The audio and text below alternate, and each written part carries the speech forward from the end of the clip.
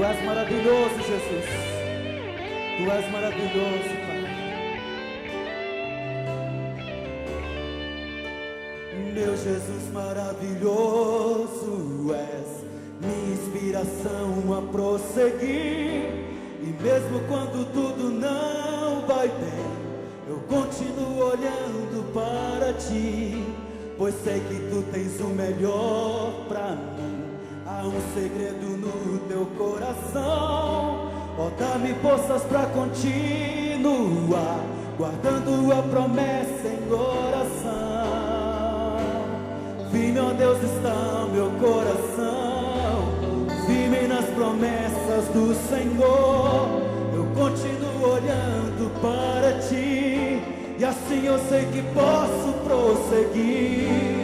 E mesmo quando eu chorar, as minhas lágrimas serão para regar a minha fé e consolar meu coração, pois o que chora aos pés da cruz, clamando em nome de Jesus, alcançará de Ti, Senhor, misericórdia, graça e luz.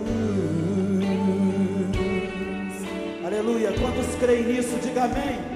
Aleluia. Então cante com toda a fé do seu coração, meu irmão, minha irmã. Meu Jesus maravilhoso és. Declare: meu Jesus maravilhoso és, minha inspiração a prosseguir. E mesmo quando tudo não vai bem, eu continuo olhando para Ti, pois sei que Tu tens o melhor para mim. Há um segredo no Teu coração, ó, dá-me forças para continuar, guardando a promessa em oração.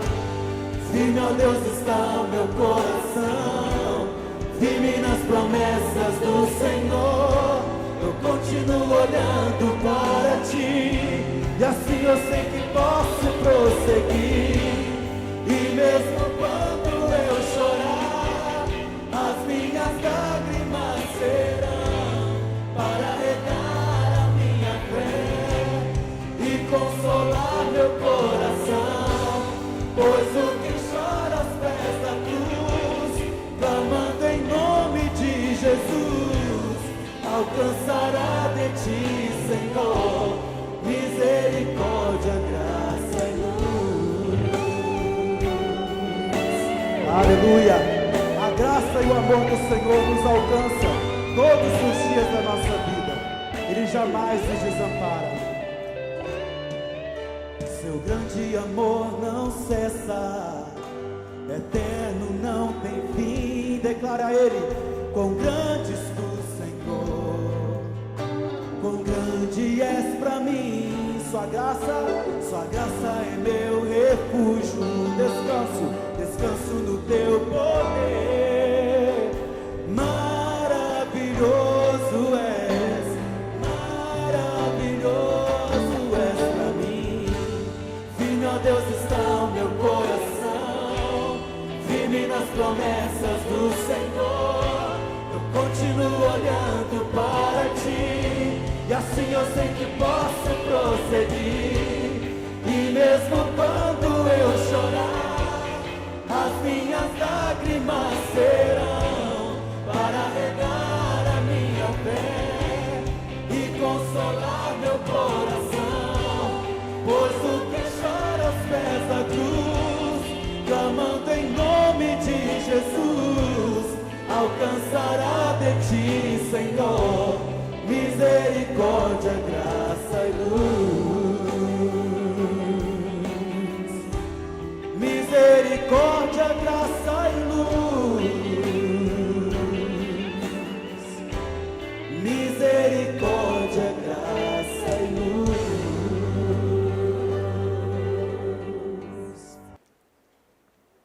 Depois que decidimos entregar a nossa vida a Jesus, como nosso Senhor e Salvador, a decisão mais importante passa a ser crescer.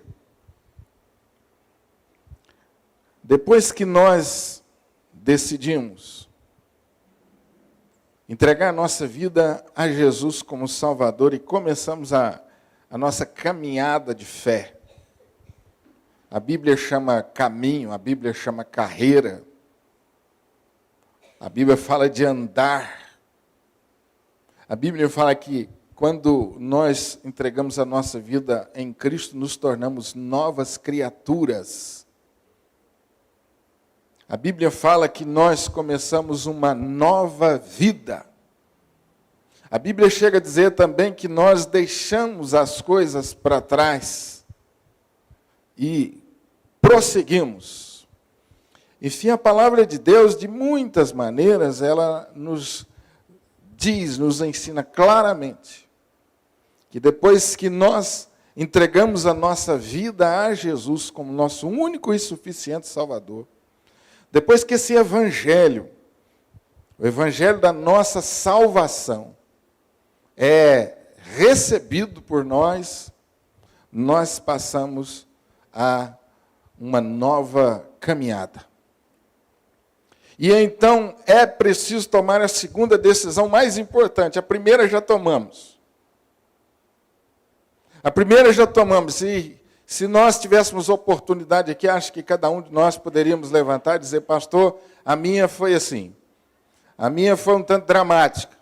Alguns poderiam dizer, pastor, não, foi tranquilo a minha. Eu fui criado dentro de uma igreja, ouvi o evangelho.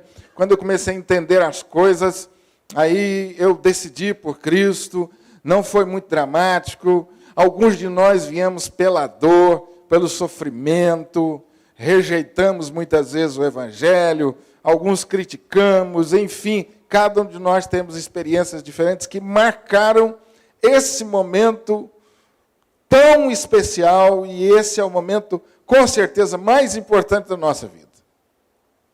Às vezes a gente se esquece disso. Muitos estão na caminhada da fé há 30, 40 anos. Mas que dia glorioso foi esse? Essa foi a decisão mais importante da sua vida. E hoje você pode fechar os seus olhos em oração e dizer, Senhor, muito obrigado. Essa é a decisão mais importante. Mas há uma segunda decisão que eu preciso tomar e que você precisa tomar. Eu preciso decidir crescer. Eu preciso decidir crescer. E aqui eu paro para chamar a sua atenção, porque muitos de nós que fomos criados na igreja, ouvindo a palavra, as doutrinas da igreja, temos um relativo domínio da Bíblia Sagrada, às vezes ainda não entendemos isso. Que nós precisamos decidir também crescer. Sabe por quê?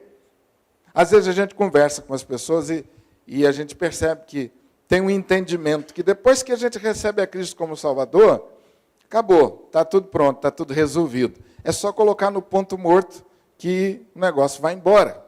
Que o crescimento espiritual é uma coisa automática. Basta vir à igreja, seguir aí as diretrizes da igreja e acabou, é tranquilo.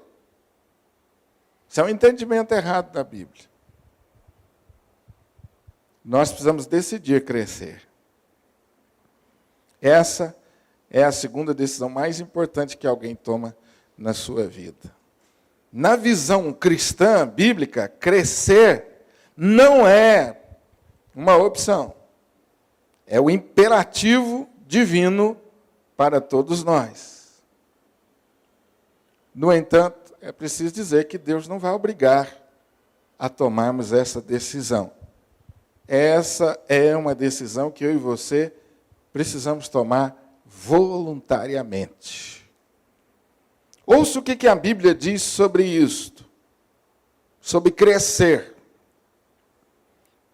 Gênesis capítulo 1, versículo 28. E Deus abençoou e lhe disse, sede fecundos, multiplicai-vos, enchei a terra. Esse é o primeiro mandamento bíblico. E você poderia resumir dessa maneira. Deus mandou a gente crescer. Esse é o primeiro mandamento. Multiplique, cresça. Também a Bíblia diz, porque tudo que é nascido de Deus vence o mundo. E esta é a vitória que vence o mundo, a nossa fé. Quem é que vence o mundo, senão aquele que crê ser Jesus, o Filho de Deus? Eu não consigo pensar em outra coisa a não ser crescimento quando eu leio esse texto. Vitória sobre o mundo. Isso é crescimento. Isso é um aspecto do crescimento. Eu vou obtendo vitória sobre o mundo. Outros textos claramente nos ensinam que o crescimento deve ser um projeto pessoal. Porquanto aos que de antemão conheceu, também os predestinou para serem conformes à imagem de seu Filho. Romanos capítulo 8, versículo 29. E não vos conformeis com esse século, mas transformai-vos pela renovação da vossa mente, para que experimenteis qual seja a boa, agradável e perfeita vontade de Deus. E o texto que nós lemos diz que em todas as coisas nós somos mais que vencedores. Você observa que todos esses textos, eles estão encorajando de uma forma pessoal ao crescimento aqueles que estão em Cristo. São mais que vencedores. Aqueles que estão em Cristo vão crescer conforme a imagem de Jesus. Percebam como a palavra de Deus, ela me conclama, ela chama você, o Espírito de Deus, chama você para que o crescimento seja um projeto pessoal. Aí eu já não estou pensando tanto para fins didáticos apenas na sua relação com outros. Estou pensando numa decisão pessoal que você precisa tomar em relação à sua vida. Aí não adianta você pensar na esposa, nos filhos, não. A palavra de Deus aqui está falando com você, pessoalmente. Querido, meu irmão, meu filho, você precisa decidir crescer. Essa é a minha vontade para a sua vida. Cresça. E sim, isso então me leva, obviamente, a concluir que eu preciso tomar essa decisão como um projeto pessoal. Isso faz parte do meu relacionamento com Deus.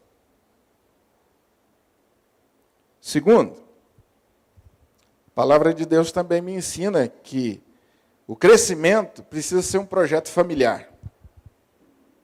Primeiro, ele é pessoal. Segundo, ele é familiar. Como assim, pastor? Então, considere a seguinte questão. Quando a Bíblia fala sobre relacionamento conjugal, ela compara o relacionamento conjugal com o relacionamento de Jesus e a igreja, para nos ensinar algumas coisas muito importantes. Então, eu vou ler o texto para você perceber o que Paulo fala quando ele escreve aos Efésios, capítulo 5. Apenas ouça. Mulheres, sejam submissas a seus próprios maridos, como ao Senhor. Maridos, amai vossas mulheres, como Cristo amou a igreja, e a si mesmo se entregou por ela. Agora preste atenção. Para que a santificasse, olha a ideia de crescimento, para apresentá-la gloriosa, sem mancha, sem ruga, nem coisa semelhante, porém sem defeito, santa e sem defeito. Vamos traduzir isso aqui para a prática? O meu relacionamento conjugal precisa facilitar o crescimento espiritual da minha esposa. De tal forma que dia a dia ela experimente essa santificação, tornando-se cada vez mais perfeita, a fim de que quando ela estiver na presença de Deus, essa plenitude de Deus se complete. Então, meu relacionamento conjugal precisa facilitar. Eu preciso visualizar, eu preciso colocar isso como objetivo, como marido. Por falar nisso, amanhã eu faço 30 anos de casado, viu? Quem quiser dar um troféu para a dona Jaqueline, pode dar, ela aceita. A esposa precisa entender que é missão dela no relacionamento conjugal ajudar o marido no crescimento espiritual. Vocês estão percebendo que essa bênção aqui, ela vai acontecer na dimensão do relacionamento conjugal. Quem está solteiro perde essa bênção. Quem está solteiro é só no projeto pessoal ainda. É mais difícil um pouco. Eu acho. De 2 é mais fácil. Embora tenha uns meio decepcionados com a vida conjugal que falam, é melhor não ter casado, pastor. Mas nós vamos chegar lá. Então, meu abençoado irmão, você que leva Jesus a sério, a palavra a sério, e eu sei, tenho certeza que todos aqui, é por isso que nós estamos aqui, o crescimento espiritual, o crescimento precisa ser um projeto familiar. Eu preciso me assentar com a minha esposa e conversar com ela sobre isso. A gente está muito avaliando o relacionamento conjugal por satisfação pessoal, né? Aí as pessoas trocam de casamento, trocam de marido, de mulher, que não estão se sentindo satisfeitas ou atendidas nas suas necessidades. Então vamos trocar. Espera aí, não é bem assim casamento. O casamento é um contrato onde eu assumo uma dívida de ser bênção na vida dela.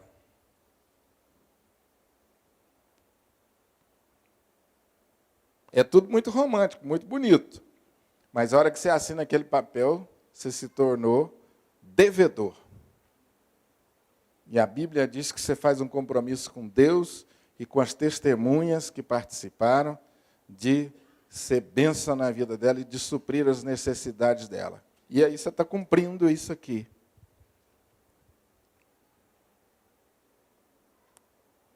Então, o crescimento espiritual, primeiro, coisa, precisa ser uma decisão a nível individual. Segundo, ele precisa ser um projeto familiar. Para quem tem filhos, tem que colocar os meninos no pacote.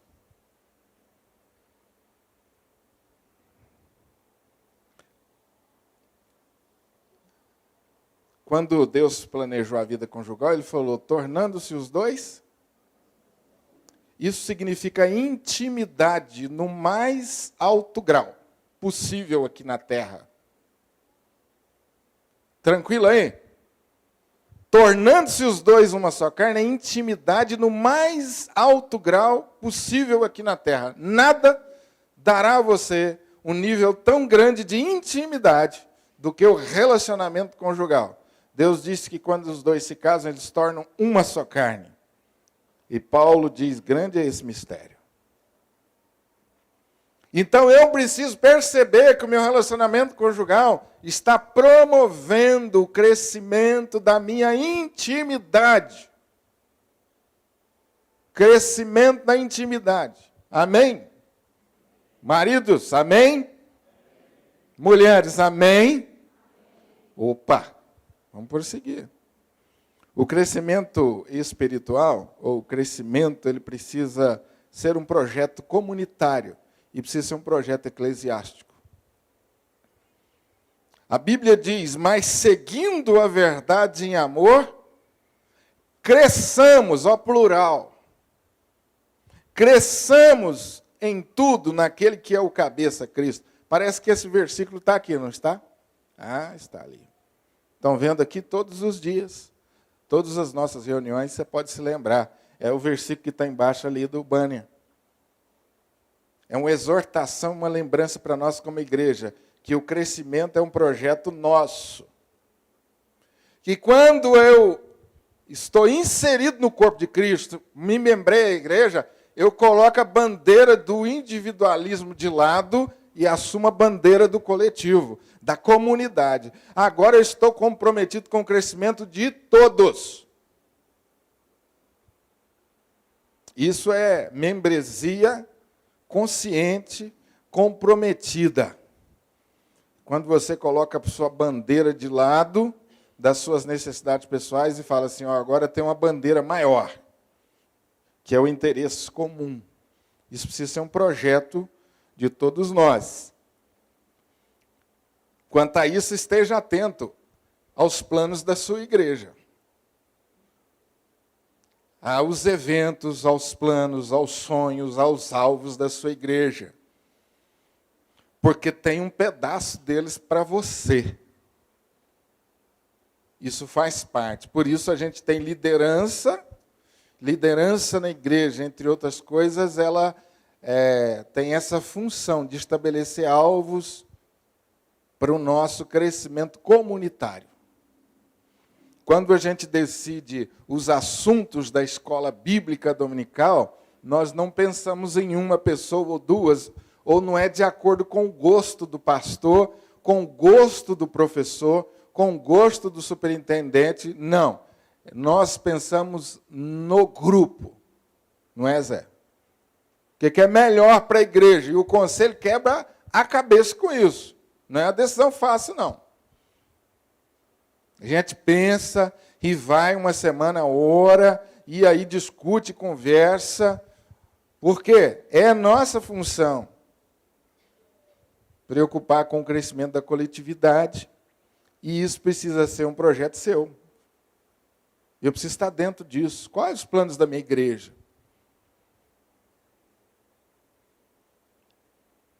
Então, a palavra de Deus diz: saí pelos caminhos e atalhos e obriga-os a entrar para que a minha casa se encha. Lucas 14, 23.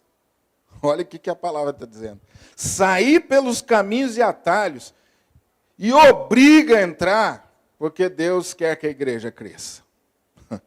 Palavra, hein? Projeto de crescimento pessoal. Você não está pensando em você está pensando na igreja. O Senhor é paciente para convosco, não querendo que ninguém se perca, senão que todos venham a arrepender-se. Ó, plural. A vontade de Deus é essa. Que o maior número possível creia, arrependa-se e creia. E esse precisa ser o meu projeto também. A Bíblia diz que a palavra de Deus não voltará vazia. O relato dos primeiros anos da igreja diz assim: louvando a Deus e contando com a simpatia de todo o povo. Enquanto isso, acrescentava-lhes o Senhor, dia a dia, os que iam sendo salvos. Está vendo como que a palavra está registrando a ação de Deus promovendo o crescimento do coletivo? E os irmãos daquela igreja estavam dentro desse projeto, envolvidos. Então, a decisão de crescer, ela envolve um projeto pessoal, ela envolve um projeto familiar e ela envolve um projeto eclesiástico, comunitário. E dentro dessas três áreas você vai encontrar outras áreas, como a sua vida afetiva, como a sua vida profissional. Tudo isso está englobado aqui numa dessas três áreas.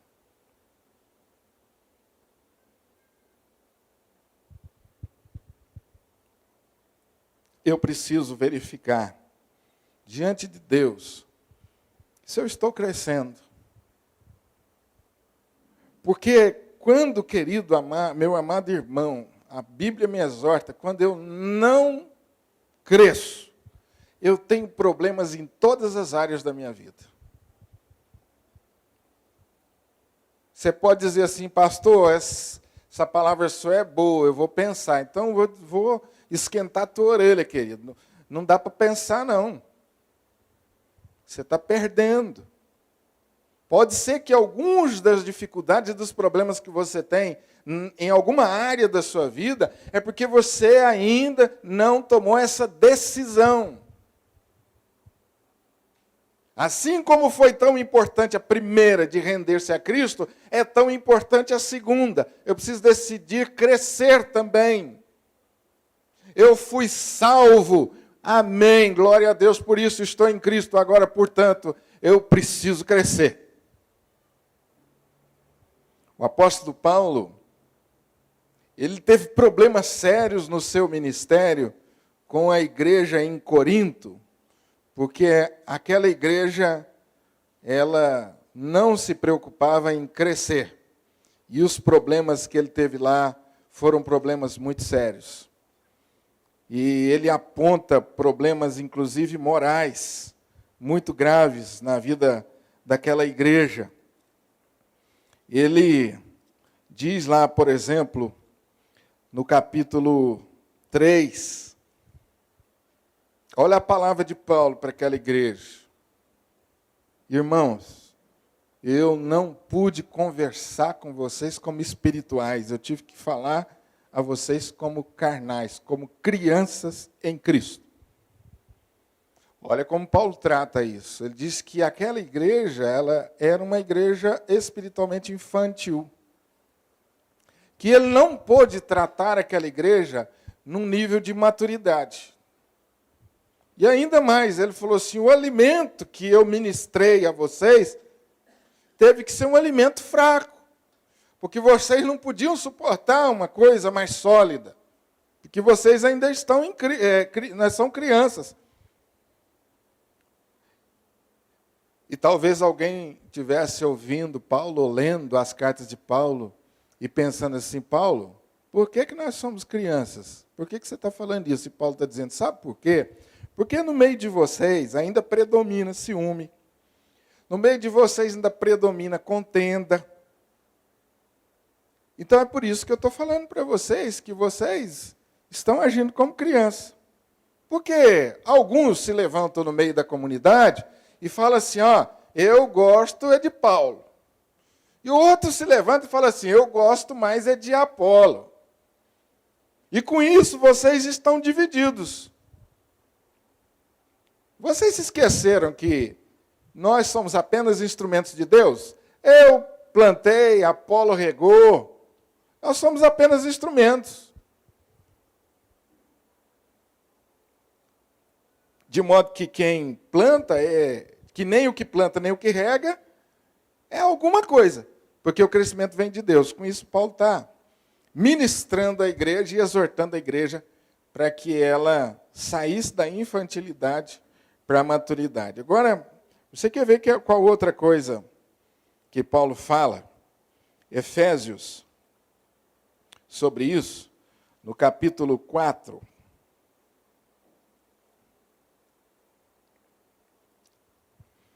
Efésios capítulo 4. Eu vou ler para você ver o que Paulo está querendo dizer, o que nós estamos querendo dizer com igreja infantil. E ele mesmo concedeu uns para apóstolos, outros para profetas, outros para evangelistas, outros para pastores e mestres. Agora presta atenção, com vistas ao aperfeiçoamento. O que significa aperfeiçoamento? Crescimento, desenvolvimento. Para a edificação do corpo. Olha que Paulo está preocupado em que o corpo estivesse sendo edificado, estivesse crescendo. Até que todos, ao plural, do corpo, cheguem à unidade da fé e o pleno conhecimento do Filho de Deus. Então, Paulo está dizendo, olha, vocês precisam estar preocupados com o aperfeiçoamento, com o crescimento, porque como corpo nós temos um alvo. O nosso alvo é a unidade da fé e no pleno conhecimento do Filho de Deus. E agora veja o que ele diz no versículo 14. Vocês precisam se preocupar com isso, por quê? Vocês não sejam como meninos. Olha, Paulo está falando para a igreja, para mim e para você. Meninos. O que significa isso, pastor? Meninos? Olha o que ele diz. Está ali o texto? Dá para achar o texto aí? Se der bem. Capítulo 4, versículo 14. Para que não mais sejamos como meninos, agitados de um lado para o outro. Você já viu um menino quando não consegue ficar quieto mais de 2 minutos, 3 minutos, 5 minutos? Ele pega uma coisa, daqui a pouco ele larga aquilo, se interessa para o outro e ele vai. O que mais? O texto diz, meninos agitados, levados ao redor por todo vento de doutrina. O que é uma igreja infantil? Uma igreja que muda. Qualquer novidade ela está correndo atrás. Que se encanta por qualquer novidade que surge.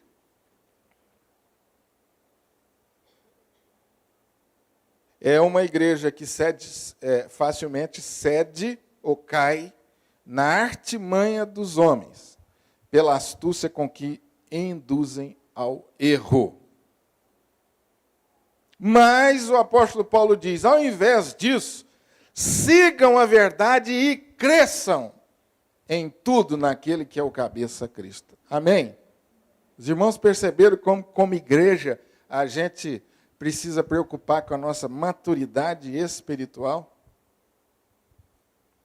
Porque senão nós podemos ser considerados como meninos. E, enfim, tantas outras coisas.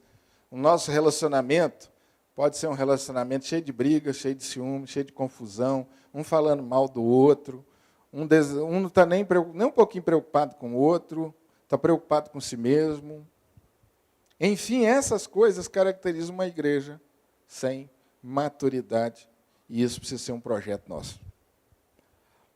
Primeiro, o projeto de crescimento precisa ser pessoal. Segundo, ele precisa ser familiar, conjugal, familiar. E terceiro, ele precisa ser comunitário, eclesiástico. Eu preciso estar dentro do projeto. É nesse sentido que você precisa ler Salmo 133. Ali o Senhor ordena sua bênção. Oh, como bom e agradável os irmãos viverem unidos.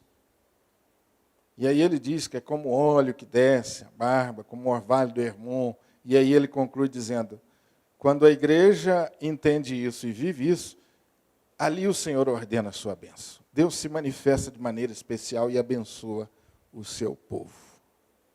Amém? Eu queria enfocar essa noite, de maneira especial, o primeiro aspecto desse projeto, o projeto pessoal. Porque eu sei que alguns estão pensando assim, pastor, eu já decidi crescer lá na minha casa, mas minha mulher não. Ou a mulher dizer assim, pastor, eu estou nessa bênção aí, Deus já deu esse discernimento, mas lá em casa o maridão não acompanha. Todo esse processo, ele precisa começar comigo, precisa começar com você. Isso precisa ser uma decisão pessoal. Eu, marido, preciso decidir isso pessoalmente. Você, marido, você, esposa, precisa decidir isso. E eu queria colocar para você, motivar você aqui a pensar em algumas coisas nesse desafio que você tem. Porque talvez você tenha entrado aqui esta noite, durante a semana, não sei, preocupado com os seus problemas. A coisa não está indo bem em casa, a coisa não está indo bem no relacionamento com os filhos, isso está atrapalhando sua vida em outros lugares, ou você tem algum problema de relacionamento na igreja, e você está preocupado agora em resolver esse problema. O seu foco está nesse problema. Você já orou e está orando para Deus. Deus revela através desse pastor. E a solução para o meu problema, que eu quero ir embora, pelo menos com o meu coração mais em paz em relação ao meu problema. E talvez Deus esteja trazendo discernimento para você. Para que você entenda que o seu problema maior é que você não decidiu crescer ainda. E é por isso que você tem problema conjugal. Por isso que você tem problema de relacionamento pessoal. É porque você ainda não decidiu crescer, pessoalmente. E talvez você esteja lutando contra os problemas quando Deus está te chamando você a um discernimento para você pensar, espera aí um pouquinho. Eu preciso decidir isso antes. O meu coração ainda não tinha tido esse discernimento. Quando no Velho Testamento tem uma história muito bonita que ilustra isso. Muito bonita, a história da mulher sunamita. A história da mulher sunamita, resumidamente, é assim. Essa mulher era uma mulher de condições financeiras muito boas, junto com seu marido, mas não tinha filho. E um dia o profeta passou na sua casa. O profeta resolveu passar por ali. Ela recebeu o profeta, e ela percebeu que aquele que estava passando por ali era um homem de Deus, era um homem diferente. Então ela falou com o marido dela, falou, marido, vamos construir um quarto para esse homem. Porque quando ele passar por aqui, ele seja hospedado na nossa casa e fique mais tempo. Sabedoria dessa mulher. Vamos tratar bem esse homem, porque esse homem é diferente. Eu quero que ele fique mais aqui em casa.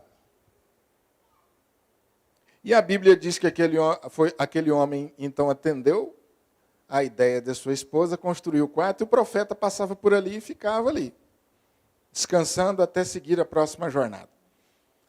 Um dia o profeta ficou tão comovido com a generosidade, a abnegação daquela mulher, que ele falou assim para o seu moço, para o seu ajudante, o que nós podemos fazer por essa mulher?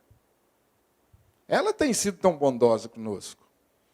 Aí o servo do profeta falou assim, olha, ela não tem filho.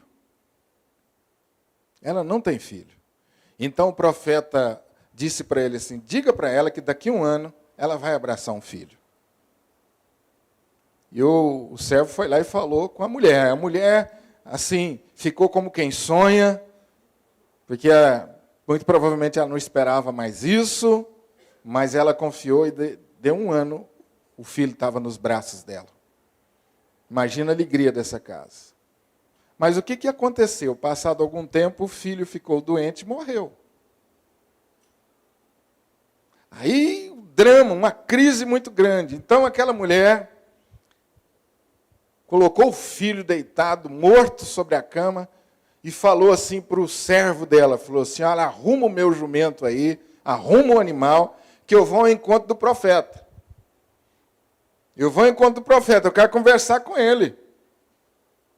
Então ela foi ao encontro do profeta. Quando ela estava chegando, o profeta olhou para ela, viu aquela cena dela decidida ao encontro dela, e falou assim para o seu servo, pergunta para ela, vai tudo bem contigo? Vai tudo bem com o seu marido? Vai tudo bem com o menino? A pergunta do profeta foi em 3 dimensões. Primeira, vai tudo bem com você? Segundo, vai tudo bem o seu relacionamento conjugal, tá bom? Terceiro, tá tudo bem com os meninos, o relacionamento familiar, tá tudo bem? Por que o profeta fez essa pergunta em 3 níveis, hein, Rano? Porque nada acontece na minha vida se não começar comigo. Você está entendendo? Nada acontece na sua vida se começar com você, meu amado. Então a pergunta do profeta falou assim, como é que você está? Você está bem? E com certeza o profeta teve discernimento. Essa mulher está perturbada com alguma coisa. Então a primeira pergunta, você está bem? Então a pergunta de Deus para mim e para você durante a solução de problema, uma crise, é essa. Essa é a pergunta mais importante. Como é que eu estou em relação a Deus? Ao projeto de Deus para a minha vida? Como é que eu estou? Porque às vezes você está querendo começar pelo lugar errado. Você está querendo começar pela esposa, pelo esposo, pelo filho, pela igreja, pelo trabalho. Quando Deus está falando assim, vamos começar pelo começo. O começo é você. Está tudo bem contigo? Em primeiro lugar, eu e você precisamos entender e deixar isso entrar na nossa alma. Que em todas as coisas, eu e você somos mais que vencedores. A palavra de Deus aqui diz em todas as coisas. Nós somos mais que vencedores. Essa é uma declaração divina.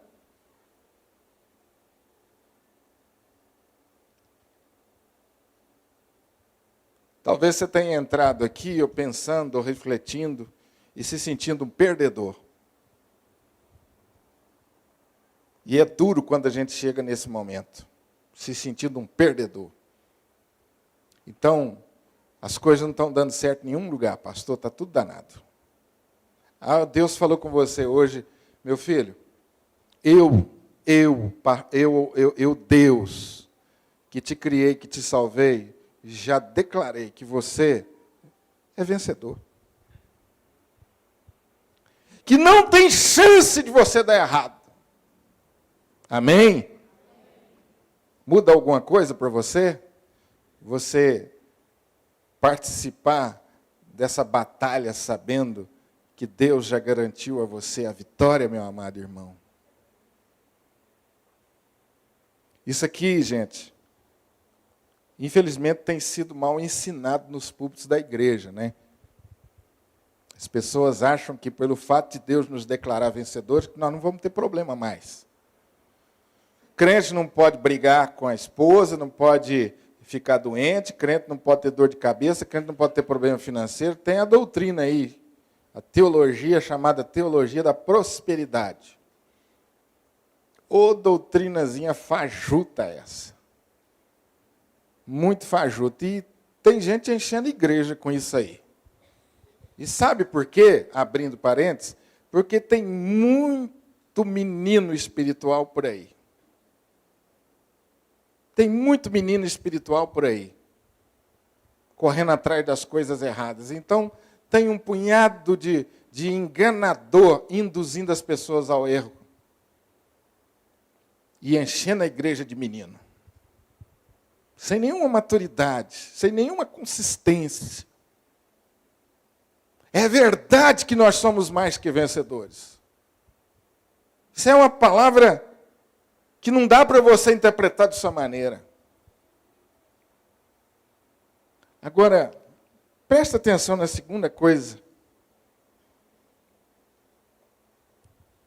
O texto nos diz que não há nenhuma condenação para você mais, porque você agora está em Cristo Jesus. Nós temos um problema sério com a culpa em relação às coisas do passado. Isso é um problema sério. O fantasma que atormenta a nossa vida. Passado, os problemas do passado. E de vez em quando Satanás bate na porta e fala assim, você, cobrando uma dívida que você não tem mais. É por isso que dentro desse texto, o apóstolo Paulo ministra a igreja dizendo assim, versículo 33. Quem intentará acusação contra os eleitos de Deus? É Deus quem os justifica. Quem os condenará é Cristo Jesus, quem morreu, ou antes, quem ressuscitou. Por que o apóstolo Paulo diz, quem intentará acusação contra os eleitos de Deus? Porque ele sabe, e a gente pode aprender isso no resto da Bíblia, em diversos outros lugares, que um dos papéis de Satanás, nesse desafio diário que nós temos, é nos acusar. É trazer os problemas que já foram resolvidos e apresentar novamente a dívida para nós. E tirar a nossa paz e nos fazer ficar sem coragem, nos tornar tímidos, tirar a nossa ousadia na oração, tirar a nossa ousadia nos planos, nos sonhos, porque constantemente ele nos faz lembrar que nós fracassamos um dia. E a ideia dele é incutir no nosso coração que nós somos assim mesmo, uns fracassados e não vamos para frente.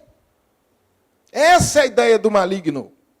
E é por isso que Paulo diz, meu filho, quem tentará acusação contra você é Deus quem declarou que nenhuma condenação há sobre a sua vida. Não foi você, meu filho, que resolveu esse problema. Foi Deus mesmo quem disse. Presta atenção, querido, como eu estou tratando de coisas espirituais muito profundas e que talvez estejam lá no nascedouro dos seus problemas, na raiz dos seus problemas. Você é tímido, você tem medo, você não prossegue, você não ousa. Paulo diz, olha, se Deus é por nós, quem será contra nós? Aquele que não poupou o seu próprio filho, antes entregou o filho por você, porventura ele não dará a você graciosamente todas as coisas? Olha o que a palavra de Deus diz. Se ele deu Jesus, porventura ele não dará graciosamente para você todas as coisas? Meu amado, isso não tem a ver com o outro, isso tem a ver com a sua postura em relação à vida, aos problemas, em relação ao mundo espiritual. É você acordar pelas manhãs, a despeito das suas lutas, e dizer o seguinte, o meu problema está resolvido, o meu pecado está resolvido, eu não estou mais debaixo de condenação, eu sou livre para servir a Deus. Eu sou mais que vencedor em nome de Jesus. O texto nos diz ainda que, uma vez que estamos em Cristo, Deus nos deu o seu Espírito. Vós, porém, Paulo falando comigo, com você, meu irmão, porém, você não está mais na carne, você está no Espírito. Espírito com letra maiúscula. O Espírito de Deus habita em você. Porque você agora está em Cristo. E a presença do Espírito em você é a garantia de que você é filho de Deus e que você é mais do que vencedor e que você, no último dia, será glorificado. E é a garantia de que você terá sempre poder. O poder que você precisa para vencer todos os desafios. Paulo diz, você não deve mais ao pecado e à carne. Você agora tem o Espírito Santo. Efésios capítulo 1, diz que quando você ouviu o Evangelho, Efésios 1,13, quando você ouviu o Evangelho, você creu e você creu no Evangelho. Primeiro você ouviu, segundo você creu. Terceiro, Efésios 1,13 diz que você foi selado com o Espírito Santo. Amém? Você foi selado com o Espírito Santo. Selo de Deus. Você é meu. Você pertence a mim. Você agora mudou de Senhor. O que isso significa? Você agora mudou de Senhor. Você antes prestava obediência ao pecado, à carne, aos seus desejos carnais, mas agora você presta obediência a mim, como Senhor.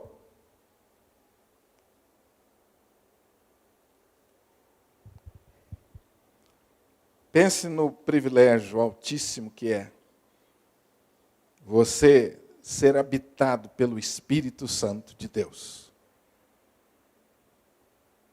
Já parou para pensar nisso? Eu acho que às vezes nós estamos perdendo a noção disso, não é? Sou habitado por Deus. O Espírito Santo é Deus habitando em nós. Agora o texto nos diz que a partir de agora,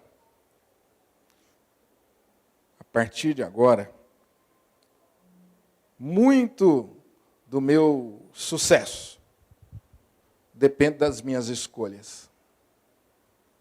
A partir de agora, nenhuma condenação há O Espírito Santo habita em você, então a partir de agora, meu filho, muito do seu sucesso depende das suas escolhas. O texto diz que se você se inclinar para a carne, você colherá a morte. Mas se você se inclinar para o Espírito, você colherá vida e paz. Então a Bíblia resume isso desta maneira. Agora que você tem o Espírito Santo de Deus, você poderá rejeitar o pecado e escolher servir a Deus e as coisas que agradam a Deus. Dependendo da sua escolha, a Bíblia diz que você colherá o resultado disso. Se você se inclinar para Deus e para as coisas de Deus, você colherá vida e paz. Se você se inclinar para as coisas da carne, você colherá a morte. E agora você tem um desafio diário na sua vida. O desafio de se inclinar diariamente para as coisas de Deus. Quando a Bíblia fala de inclinar, ela está falando de ceder, de buscar, de desejar as coisas de Deus. De procurar agradar a Deus em todas as coisas. É nessa visão que Paulo diz em Romanos capítulo 12, e não vos conformeis com esse século, mas transformai-vos pela renovação da vossa mente. É nesse espírito que Paulo diz que agora eu devo entregar o meu ser a Deus, em sacrifício vivo, santo e agradável a Deus. E ele diz agora, o seu culto passa a ser esse. A entrega diária e total da sua vida para agradar a Deus. Isso você pode e deve escolher. Então eu quero terminar essa reflexão aplicando isso para nós. Por que às vezes nós falamos o que não queríamos falar? Alguém aqui hoje já falou alguma coisa para a esposa que está arrependido de ter falado aquela bobagem? Alguma mulher falou para o seu marido hoje alguma coisa que doeu, e você falou para doer mesmo? Lançou aquela seta para atingir o miserável? Desejou que ele batesse o dedão na quina da cama? Isso é o cúmulo da maldade. Que aquele miserável bata o dedão na quina da cama, Senhor.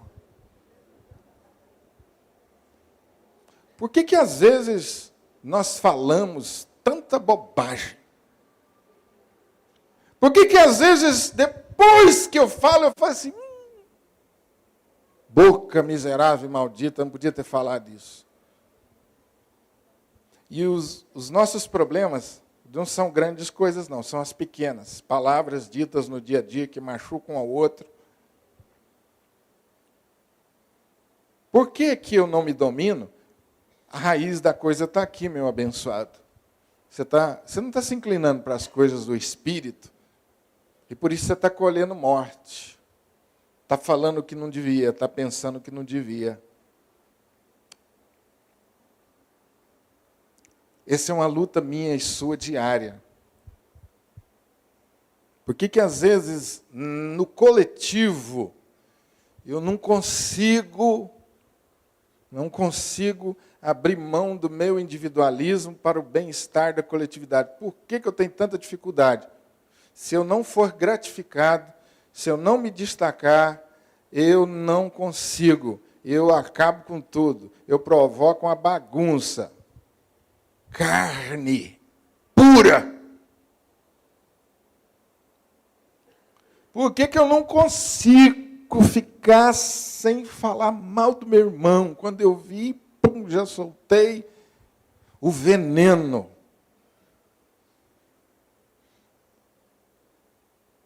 Os nossos problemas estão aí nas pequenas coisas. Palavras ditas a fora de tempo, atitudes, hábitos errados, vingança, por desaforo. Eu não concordo, eu não faço. Sabe que é bom e que é certo, mas não faz porque vai agradar o outro. Já viu como as nossas relações acabam virando essa disputazinha feia e infantil? Parece que cada um segura na ponta de um brinquedo e fica puxando, é meu, e o outro puxando é seu, 2 crianças. Quando a gente faz encontro de casal, a gente usa uma ilustração, em alguns encontros, não todos. E através dessa ilustração a gente ministra nos casais. 2 burrinhos passando fome. E um monte de feno ali do lado.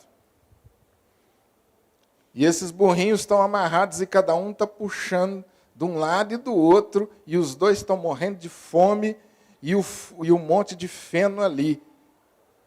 E depois de brigar tanto, eles resolvem que é melhor entrar em acordo e os 2 irem juntos comer um monte de feno, depois os 2 irem juntos e comer o outro monte de feno. Basta cada um abrir mão.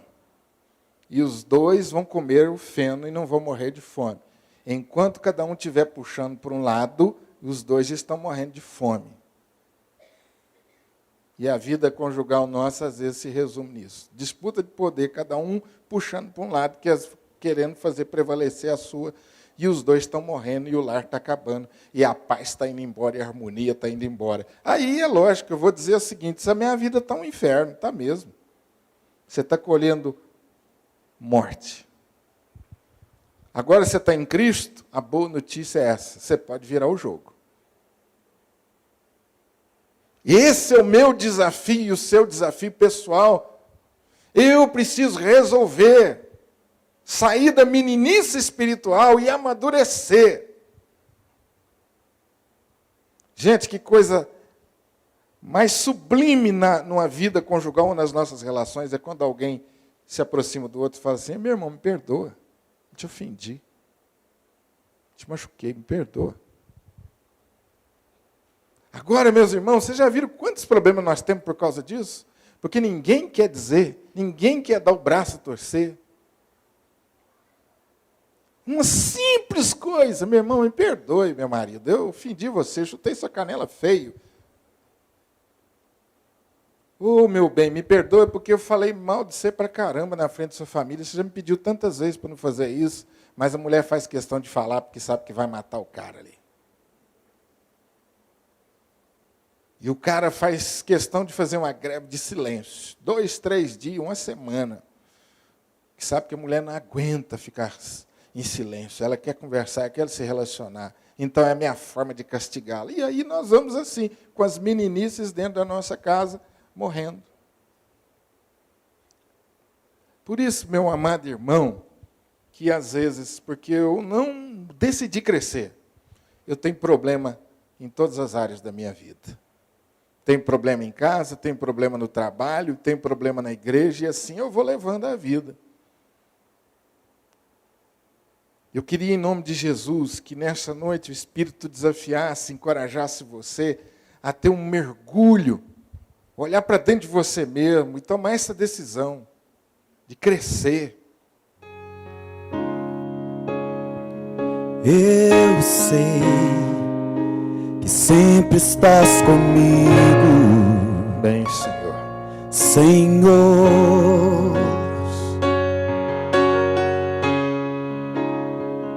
Também sei que nada acontece sem a tua vontade,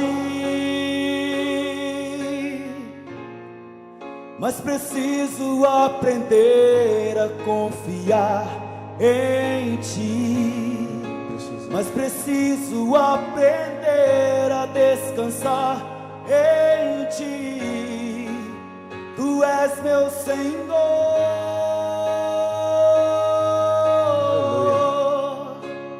Todas as coisas cooperam para o bem daqueles que te amam, Jesus. Todas as coisas cooperam para o bem daqueles que te amam.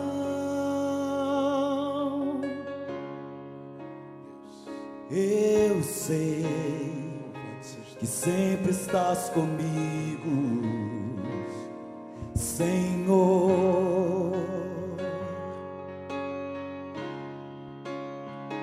Também sei sei que nada acontece sem a tua vontade,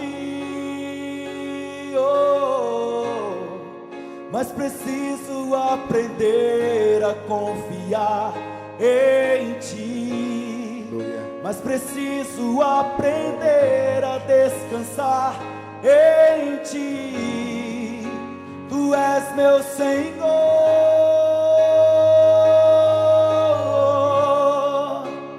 todas as coisas cooperam para o bem daqueles que te amam, Jesus.